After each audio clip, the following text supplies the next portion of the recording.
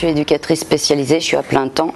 On a une base commune, tous les salariés, qui est l'accueil des résidents, leur confort sur toute l'équipe. Tout le monde fait un peu le ménage, prépare la bouffe, prépare tout ce qui est quotidien. Et après, dans mes spécificités à moi, c'est plus la gestion de collectif, l'organisation d'événementiels, d'activités et après le suivi individuel. On a aussi une assistante sociale, donc elle est plus sur le suivi administratif individuel.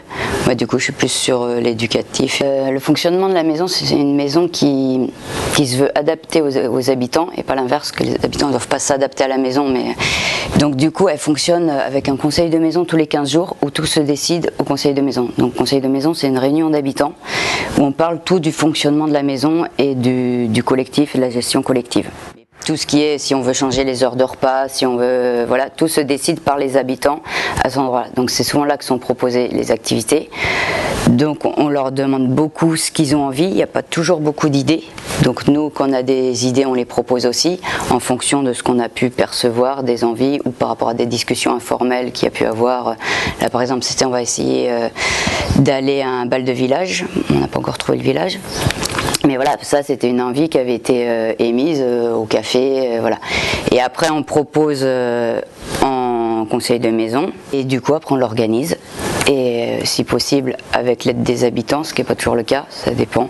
Mais par exemple si on fait un pique-nique au lac, ils peuvent aider à l'organisation du pique-nique, ou là pour le bal de village, il y en a qui veut se renseigner sur les villages au quotidien ou sur l'année ou quoi. Il y a aussi plus d'activités plus ponctuelles, on peut partir si on est suffisamment nombreux ou quelqu'un pourrait être sur la maison, faire de la pétanque dans le quartier à côté, il y a un terrain, faire des belotes, enfin il y a aussi des activités improvisées.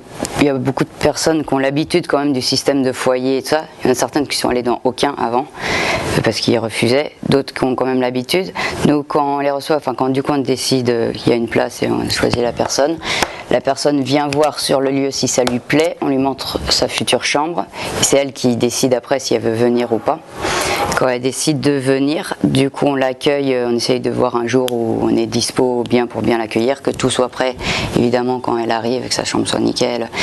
Et du coup à son arrivée on la rencontre souvent au bureau, peut-être pas dès les premières minutes de l'arrivée, si on est occupé, elle se pose, elle prend un café. Souvent la personne elle connaît déjà du monde qui habite ici, via la rue, via d'autres foyers, voilà. Donc déjà elle a quelques repères déjà de personnes. On lui explique les quelques règles de vie en collectivité qu'on a ici. On a un règlement intérieur. Du coup, on lui précise bien que c'est une maison, que c'est ouvert, qu'il rentre et sort quand il veut. Ça fait beaucoup d'infos aussi, donc on explique qu'on est toujours disponible, le bureau est toujours ouvert et qu'ils n'hésitent pas à revenir se questionner pour quoi que ce soit. Que s'ils ont besoin de quelque chose, ils demandent. On n'a pas forcément, mais on peut avoir, par exemple rasoir.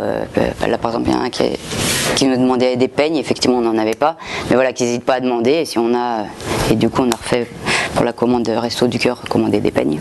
Quand les personnes arrivent, il n'y a aucune condition d'engagement, que ce soit de soins administratifs, de recherche, de logement, de travail, bien sûr que non. C'est vraiment un lieu où les personnes, elles sont là pour se poser, se reposer, et reprendre des repères et faire émerger des envies. Après, nous, les travailleurs sociaux, on est là pour être réactifs quand justement il y a des envies qui émergent. Il y a aussi un peu d'accueil de jour. C'est un peu nouveau, c'est pas pareil, c'est pas formalisé tout. Ce qu'on fait, c'est pas forcément. Mais du coup, on a une vingtaine d'habitants à peu près. Et on a des personnes qui viennent la journée, une personne qui vient tous les mardis après-midi, parce que c'est une personne qui est en logement autonome et qui souffre beaucoup de la solitude. Par rapport à l'arrivée, il n'y a aucune condition, donc ni de condition de durée, donc les personnes restent tant qu'elles veulent et effectivement il peut y avoir une question d'un coup elles veulent passer à autre chose. Et niveau des départs d'ici, on en a eu donc 2 décès. 2 qui sont retournés en famille. On n'est vraiment pas dans l'urgence ici, donc on n'est pas dans réattribuer directement les places. Personne qui est partie en famille 3 jours, puis 3 jours, puis 3 jours. Elle est partie début décembre. On a commencé à mettre quelqu'un dans sa chambre en janvier ou février, je crois.